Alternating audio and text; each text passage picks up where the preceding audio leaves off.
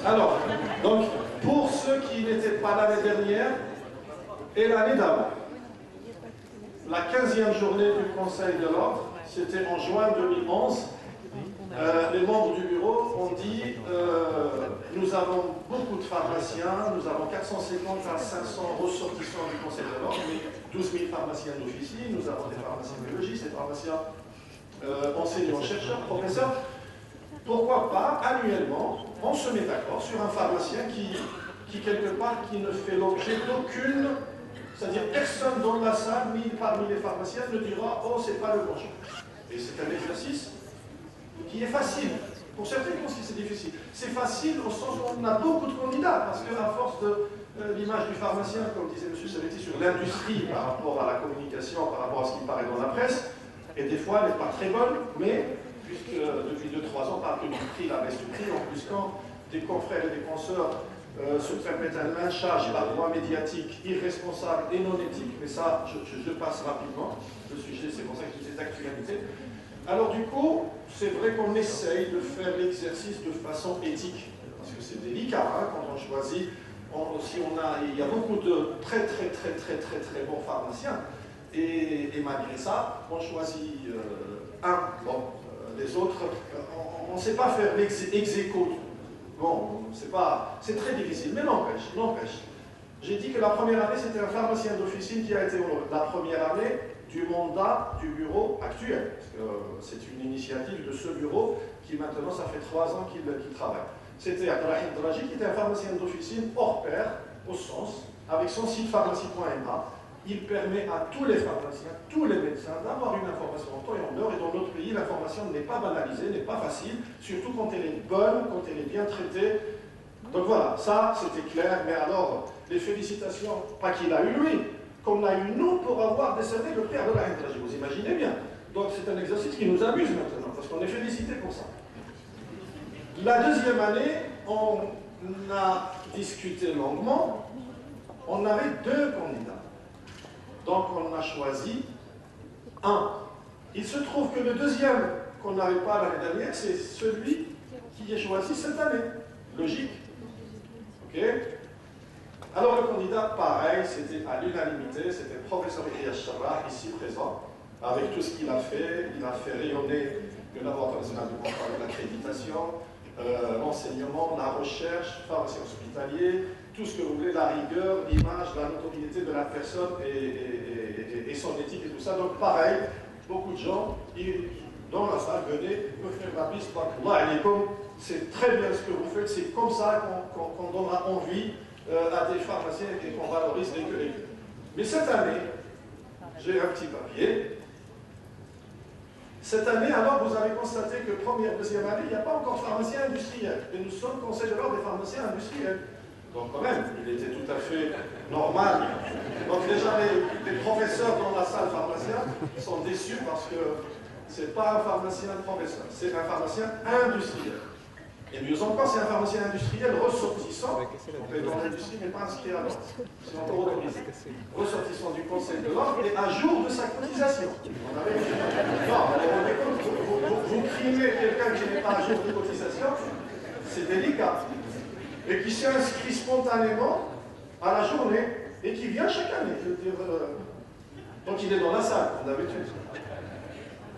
Alors ce pharmacien, ce grand pharmacien avec un grand G, un grand P, c'est un grand monsieur. Vous allez me dire pourquoi pas une femme l'année prochaine. Désolé. Et donc ce grand pharmacien est un ressortissant du COPFR, Conseil de l'Ordre français fabricant répartiteur. Il a donné énormément à l'industrie pharmaceutique marocaine. Et je suis très à l'aise, parce que vous allez connaître la personne, et personne ne contestera. Énormément à l'industrie pharmaceutique marocaine. Alors, d'habitude, je fais un peu plus suspense que ça. Mais, alors, c'est un pharmacien responsable. C'est clair que quand on assure la responsabilité pharmaceutique, c'est très délicat. C'est très délicat de faire l'unanimité, parce qu'un jour, vous avez la force de vente qui dérape un peu, vous avez des trucs de pharmacovigilance, des rappels de l'eau, il y a des gens qui diront mais oui, mais il fait de la mauvaise qualité, vous avez... Bon. Donc toujours est-il. Alors, cette année, je vais vous dire pas mal de choses sur la personne, mais dès que j'ai la phrase, je dis la phrase suivante, vous allez reconnaître. Donc du coup, je vais dire la personne pour vraiment couper à M. Tamaji qui s'impatiente. Et après, mais je vais vous dire la personne et je vous demanderai de vous lever et de m'applaudir. Et après, je vous dirai pas mal de choses. Cette année, on a retenu notre grand, cher maître et confrère, Jawad Chirlhello.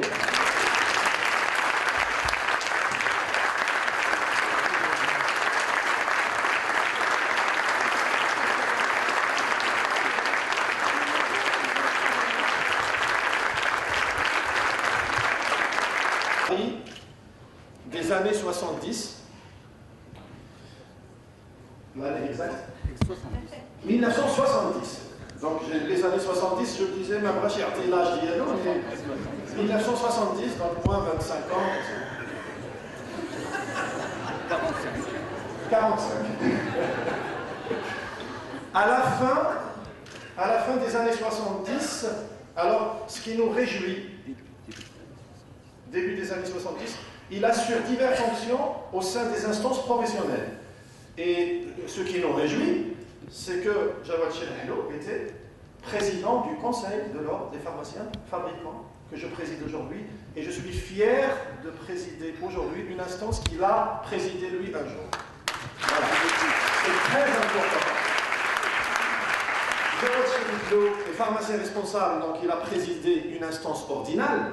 Mais Jawad Chirlhello, c'est une réussite puisqu'il a monté un Coper Pharma qui fait et la répartition et l'industrie de plus de 1000 employés de A à Z. Et surtout, il a été président de l'association marocaine de l'industrie pharmaceutique puisqu'il est aussi patron. Comme quoi, on peut être patron et pharmacien responsable, et l'éthique et le business qui n'est pas incompatible quand les règles sont claires. Puisque ma présentation, c'est ce que je veux dire, en partie. Et donc, avec tout ça, vous imaginez bien qu'on pouvait difficilement ne pas retenir M. Chirlhello cette année. Et en plus, comme il est et dans l'industrie et dans la répartition, COPFR, nos amis répartiteurs ne considéreront pas qu'ils sont les derniers à ne pas avoir de prix, puisqu'il y avait l'officine, l'enseignement, la fac, l'hôpital, et maintenant l'industrie et la répartition. Donc l'année prochaine, ce sera une femme, et peut-être, on trouvera, femme, pharmacie hospitalière. Et donc voilà, je remercie beaucoup M. Chirlhello. Ce que je tiens aussi à dire, parce que dans notre pays, il y a des choses très importantes, M. Jawad Chirlhello a été décoré en 1994 par le Wissam al-Arsh min Darajat Faris. Et c'est une distinction royale qu'on n'obtient pas gratuitement ou parce qu'on a pas fait de. C'est très important pour nos amis français de savoir que quand c'est Sa Majesté qui accorde un intérêt à la personne, à un Wissam, qui est la plus haute distinction, ça veut dire beaucoup de choses. Ce que je voulais rajouter aussi, c'est que si vous discutez avec les 1000 collaborateurs de Coper, dont on connaît la majorité, enfin on les connaît tous puisqu'on se rencontre dans les salons professionnels, ils font partie des meilleurs élèves de l'école Coper en termes d'implication dans le Conseil de l'Ordre, dans tout ce qui est éthique, ce qui est responsabilité. Donc, M. Chirlhello, il utilise deux mots, on m'a dit, dans son quotidien, et ses collaborateurs le savent. Alors, en arabe, et après je traduirai à mes amis français, c'est... Ah comme quoi, j'ai de bonnes informations. C'est vrai que pour opérer dans l'industrie pharmaceutique, il faut le ma'qoul. On touche quand même à des choses très très sérieuses. En production, en contrôle, il n'y a pas à rigoler. Il a le ma'qoul, dégage. On ne va pas loin. Donc le ma'qoul. Alors le ma'qoul pour nos amis français, c'est le sérieux et la rigueur. C'est-à-dire, on ne peut pas opérer un acte pharmaceutique, c'est ça. Et Rzana, c'est la sagesse, c'est la maturité, c'est le recul, c'est la seniorité. Rzana, c'est-à-dire attention, n'importe quelle décision, c'est très important. Donc voilà. Et puis aussi, sur le plan managérial, alors ça j'ai demandé, l'autre mais j'ai demandé, et sur le plan managérial, M. Chirlhello, avec tous ses collaborateurs, et avec sa blouse blanche. Je l'ai visité 2 fois, une fois avec le professeur Chabra, une fois tout seul. À 9 h du matin, il ne m'attendait pas, il était avec sa blouse blanche dans son bureau. C'est-à-dire, il tient à cette blouse blanche de pharmacien. Parce qu'aujourd'hui, même en officine, on dit les collaborateurs mettent la blouse, mais le pharmacien, il ne l'avait pas, parce que c'est un maintenant. Bon. Mais tout ça pour dire que Monsieur Jawad Chefhello, vis-à-vis de ses collaborateurs, il dit chacun en vous, quand il parle à ces gens, à ses collaborateurs, chacun en vous a une lumière en lui et c'est à nous de la faire briller. Et c'est très important. Moi, je ne vais pas demander d'autorisation. À partir de lundi matin, je vais dans mon bureau, dans mes équipes. Alors, كل واحد عنده une lumière وحنا إن شاء الله غادي نخرجوها منه. C'est autorisé? Je peux l'utiliser? D'accord. Ça oui. Donc, alors, la dernière anecdote, celle-là, c'est une anecdote. C'est une anecdote pour vous dire que notre conseil ne s'est pas trompé et surtout, il est heureux, notre conseil, à décerner ce prix. Il l'assume, il est heureux pour ça, d'accord? Parce que c'est une tradition noble. C'est comme ça qu'on montre à quelques brebis galeuses qui font de la pratique sauvage ou de la concurrence déloyale que non, c'est les personnes qui respectent l'éthique, qui sont honorées, hommagées, reconnues, acceptées et tout ce qu'on veut. Voilà, c'est très important. C'est très important. Pour l'anecdote, je finirai là-dessus. La 15e journée du Conseil de l'Ordre, où j'étais président pour la première fois, on a traité la responsabilité pharmaceutique, on a parlé de la réalité du terrain, on a parlé de la loi 1704, aussi bien les laboratoires que la répartition, et la thématique était la responsabilité pharmaceutique, avec notre ami Jean-Pierre Pachioni, qui est un grand monsieur, qui nous aide énormément, qui partage avec nous son expérience, son expertise, et tout ce qu'il sait, avec beaucoup de générosité. On a fait cette journée, et Jawad Chefhello est venu me voir. À la fin, il me dit, Rachid, dès que tu peux, moi je te réunis. Ce que tu as raconté ici, parce que c'était des choses sérieuses et intéressantes, ce que tu as raconté ici pendant 3 heures, je réunis mon comité exécutif, je réunis tous mes pharmaciens, tu me donnes une date, je serai là, tu viens, et je veux qu'on débatte de tout ça. Je l'ai fait avec énormément de joie et de plaisir. J'ai été à Titrili la Lucie, tout le monde était là, avec la blouse blanche. J'ai parlé pendant 1 heure, on a débattu pendant 2 heures, et j'ai énormément apprécié. C'est un signal très fort de l'approche de l'éthique, de la responsabilité de l'acte pharmaceutique. Donc voilà, moi je peux, après vous allez dire il exagère, non, c'est de tout cœur. Maintenant, je donne la parole à M. Chefhello pour nous dire ce qu'il ressent, pour nous dire surtout et aussi ce qu'il nous conseille, parce que c'est notre maître. Merci M. Chefhello. Merci Rachid de ces mots qui me touchent pleinement, réellement. Vous me touchez, je ne sais pas si je les mérite tous. Néanmoins, j'estime que le thème que nous avons choisi au niveau du Conseil de l'Ordre cette année, d'éthique et de la déontologie, est un thème qui doit être ancré dans nos esprits. C'est un état d'esprit continuel que nous devons avoir. C'est quelque chose qui doit être ancré dans toute notre chaîne. Moi, je ne m'adresse pas uniquement aux pharmaciens industriels. Moi, ce qui m'intéresse le plus, c'est toute la chaîne dont je suis fier. Le pharmacien d'officine, le pharmacien répartiteur et le pharmacien industriel.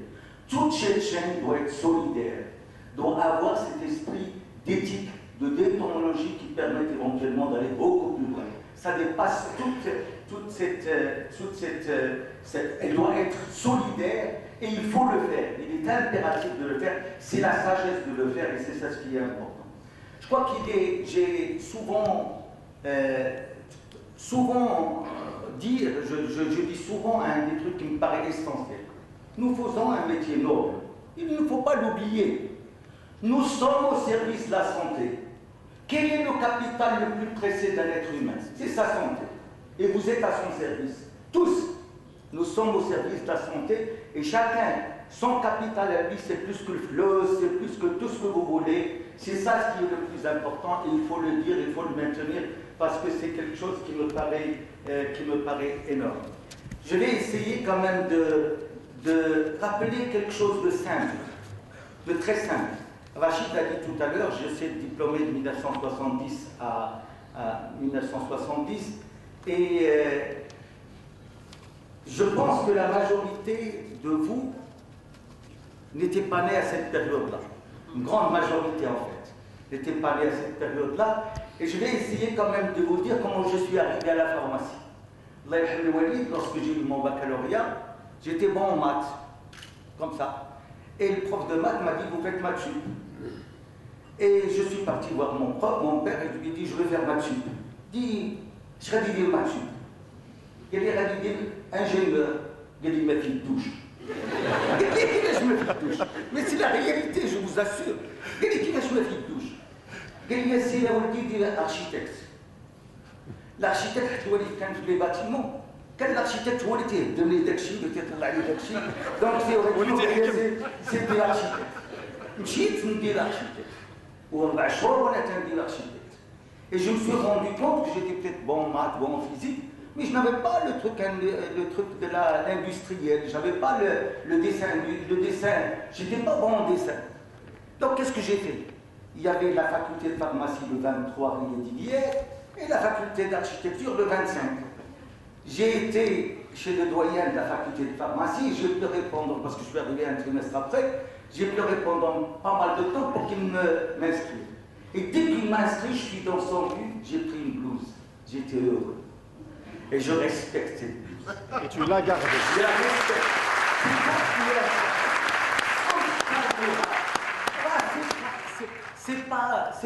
C'est une responsabilité.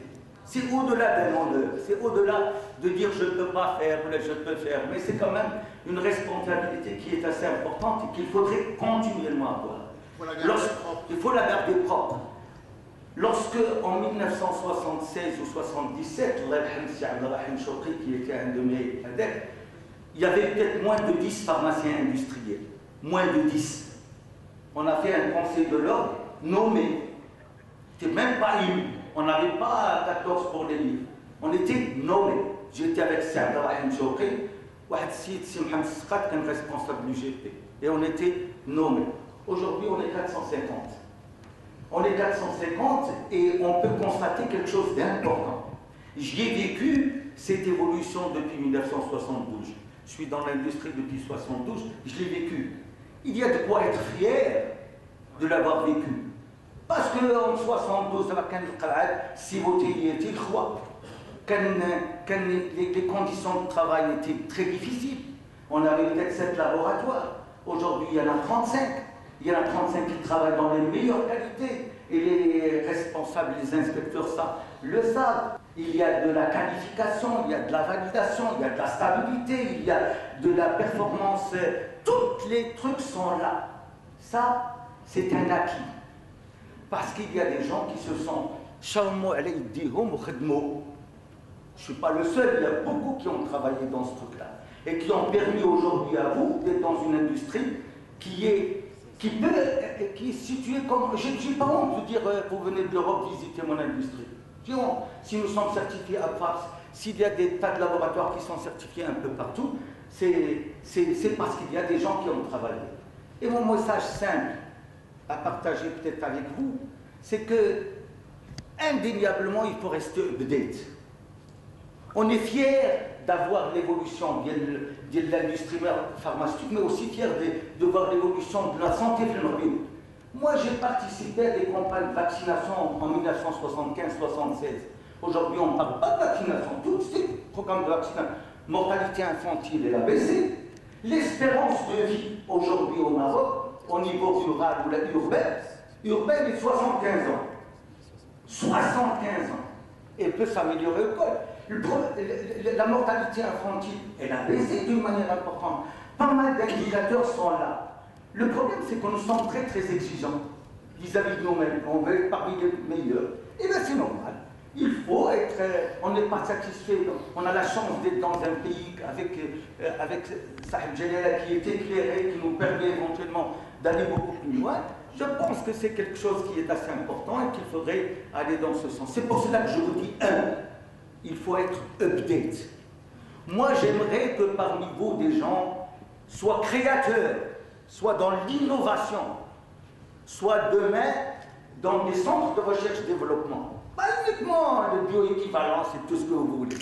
Je veux que pour ces gens-là qui ont 35 ans aujourd'hui, qui ont 25 ans aujourd'hui, soient dans des centres, ils disent très bien, il y a des chaînes, pourquoi pas? Nous les faisons. Nous pouvons le faire avec beaucoup de pays, dans des centres de recherche-développement et dans des possibilités qui vous permettent de rester et de faire en sorte que ce que nous avons peut-être un petit peu bâti, un petit peu construit, que vous le développez vous-même, toujours avec le maqoul wa bazana, avec l'éthique. S'il n'y a pas d'éthique, c'est l'éthique qui est le plus important. أنا ما كانش المعقول عمرك ما توصل، واخا يقول لك شي واحد اليوم دوزها به وغدا دوزها به وبعد ما باك ما غادي توصلش. Il faut qu'il y ait de المعقول وبزانا، il faut de l'éthique. Merci, Monsieur le Président, de ces mots que vous avez eus à mon égard. Et je suis heureux d'être avec vous, je suis fier de vous. Et on est fiers de toi. Maintenant, on va remettre le prix pour la cérémonie de photo. J'aurai l'honneur d'être en photo avec mon prédécesseur. Alors, merci Sidi. Regardez ces restaurants.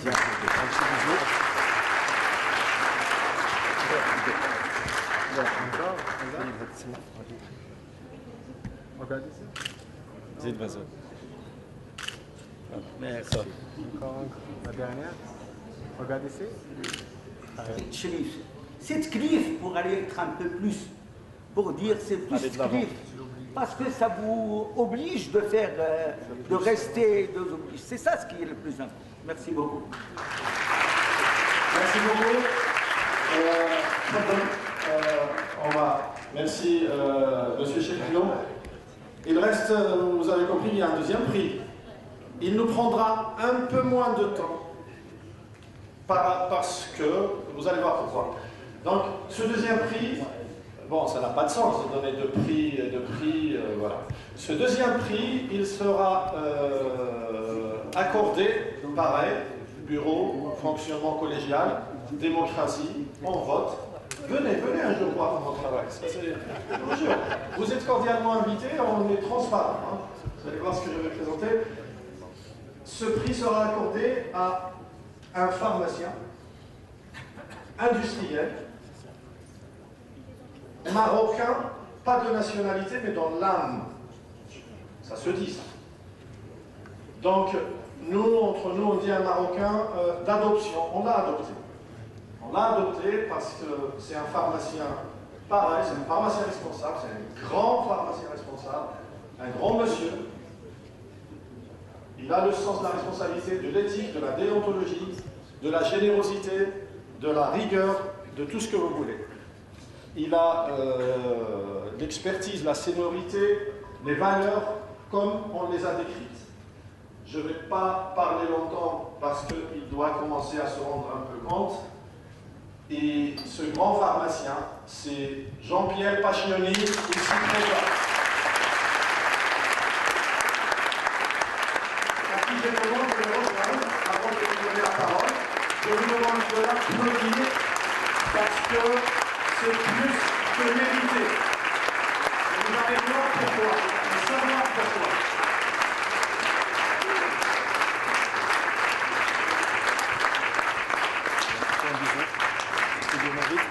C'est la moindre des choses.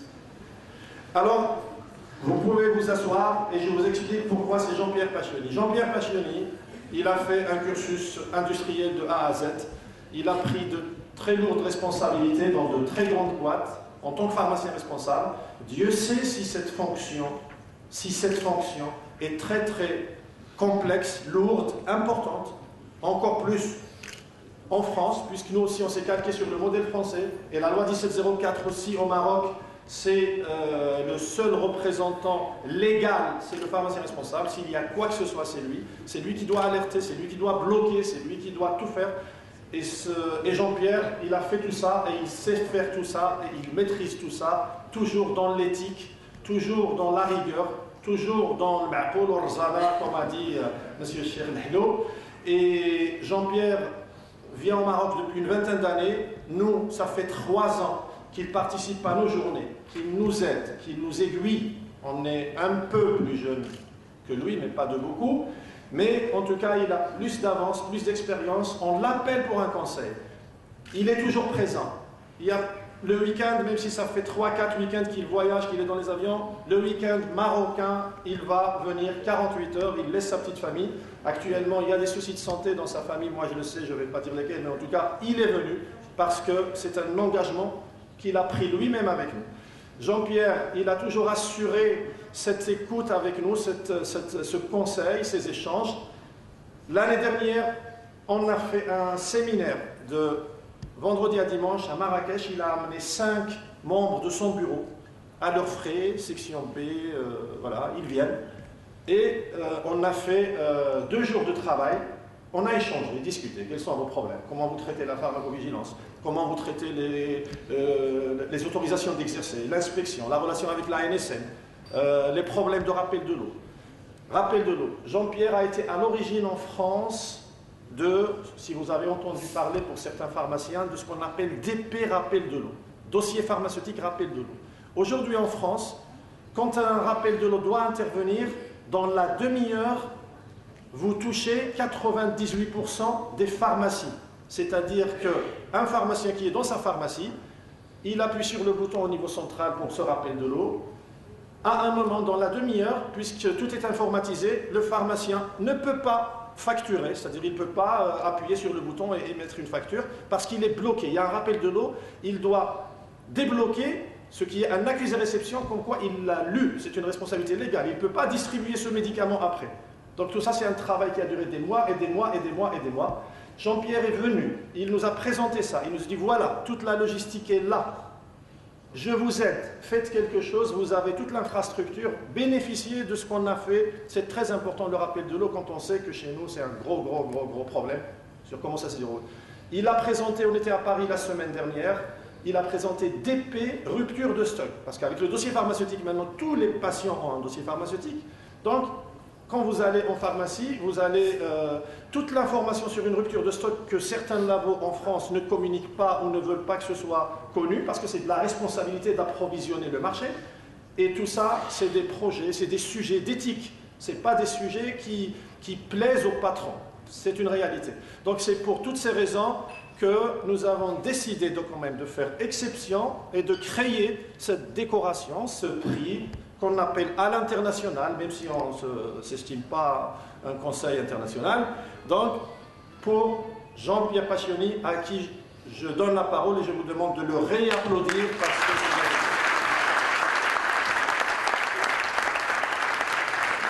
que tu ne m'aurais rien dit hier soir.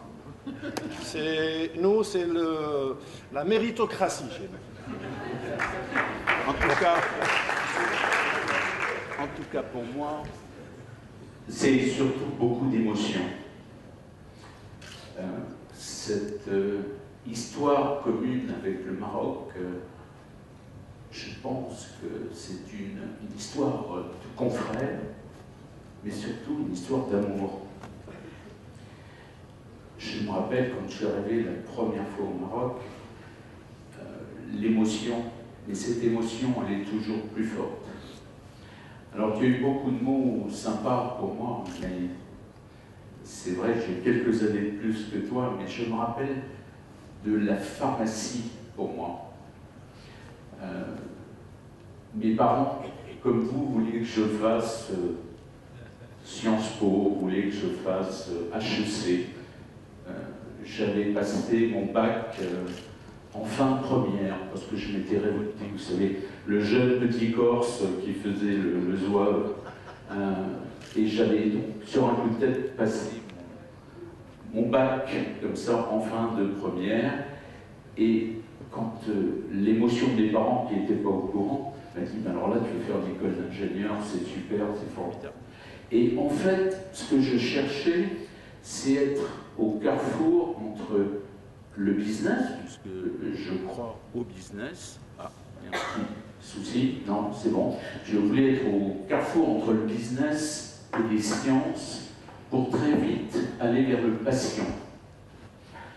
Je ne me sentais pas capable d'être médecin, mais en revanche, j'habitais au Sénégal à cette époque et j'avais vu toute l'importance de la pharmacopée traditionnelle. Il ne faut pas oublier quand même que encore 70% de nos médicaments viennent des plantes ou des substances naturelles. Et d'ailleurs, au cours de mes études, quand je faisais mes études à Paris 5, j'ai monté une boîte d'importation en France sur des plantes, où on a travaillé sur Vinca minor, la petite pervenche, où on faisait des extractions, et ça m'a mis en contact avec le CNRS à Gif-sur-Yvette, où à la fin de ma 5e année, à l'époque c'était 5 ans, j'ai fait un doctorat en sciences au CNRS sur de la biosynthèse d'alcaloïdes indoliques. Et puis, très vite, j'avais besoin de molécules marquées pour suivre les réactions. Et je suis parti aux États-Unis, et où j'ai travaillé sur des accélérateurs linéaires, et j'ai fabriqué le premier thallium. 201, du gallium. Ah, là, il y a un petit souci. Oui. Gallium 67, etc., etc. Et ça a été la révolution des molécules marquées qui nous ont permis, par exemple, de faire des trousses de TSH, FSH et LH pour la fille. Vous vous rappelez, pour les anciens, que les dosages hormonaux féminins, c'était 3 semaines. Et donc, on ne pouvait pas attraper l'ovule. Et avec ces technologies qu'on avait développées, on a pu avoir des tests en 2 heures et après en moins de 10 minutes. Et nous a permis cette révolution fantastique. J'ai eu beaucoup de chance. Et d'être avec vous, c'est de la chance, mais je crois que au-delà d'être pharmacien, à un moment donné, pour être industriel, il faut avoir de la chance, mais il faut savoir l'utiliser. Dans la chance, j'ai eu la chance de travailler en Suède, par exemple, sur l'hormone de croissance, non pas extractive, où il y a eu un scandale, mais sur la biogénétique. Et imaginez qu'à partir de Escherichia coli, on a réussi à transférer le code génétique des 191 acides aminés de l'hormone de croissance. Et c'est ce que je disais hier à une dame. Regardez autour de nous. On ne voit plus de nains. On ne voit plus de nains. Il y a toujours dans la population la même quantité d'enfants qui naissent avec un déficit en hormones de croissance. Regardez ce qu'on a pu faire dans la santé, dans le cancer, où on est loin d'avoir réussi. Mais on peut donner un espoir et on peut travailler. Là, je suis, à titre personnel, terriblement touché parce qu'il arrive à un concurrent de garde d'asile sur le cancer du col. Quoi qu'il arrive, quelles que vont être les décisions de justice, le grand problème pour nous, médecins pharmaciens, c'est le risque d'arrêter la vaccination. Et vous l'avez cité, monsieur, je suis dans un laboratoire à propos de l'hépatite B, j'ai encore 300 cas qui disent il faut se battre pour continuer, on est loin. En tout cas, moi, ce que je souscris complètement à ce que vous avez dit, mon cher confrère, ce que j'essaie de dire à mes équipes, c'est qu'au-delà de tout, de notre recherche, de notre développement, des besoins, etc., ne jamais oublier que derrière chaque boîte, il y a quoi? Au-delà du médecin, au-delà du pharmacien, au-delà de la visite médicale, il y a ce qu'on appelle un patient. Et moi, c'est ce qui m'anime, le patient, derrière chacune de mes boîtes. Alors après, mon engagement à l'ordre, je crois qu'il était naturel. Ce que je voudrais dire avec le Maroc de cette longue histoire d'amour, au-delà des contacts avec vous tous, la joie de partager, tu fais toujours référence à ce que j'amène. J'y crois pas beaucoup, moi, ça. Je crois beaucoup plus au partage, et moi je dirais qu'à chaque fois que je repars avec des expériences. Donc, merci beaucoup de la présenter. Merci.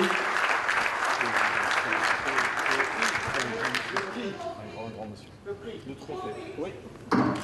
Tu as peur qu'on ne le décerne pas, Fatima? Arrête de crier. Quelle surprise. Fatima. Voilà. Alors, il était comme ça, donc on prend une photo avec Zid Mazen. Ouais. Encore. Voilà, merci.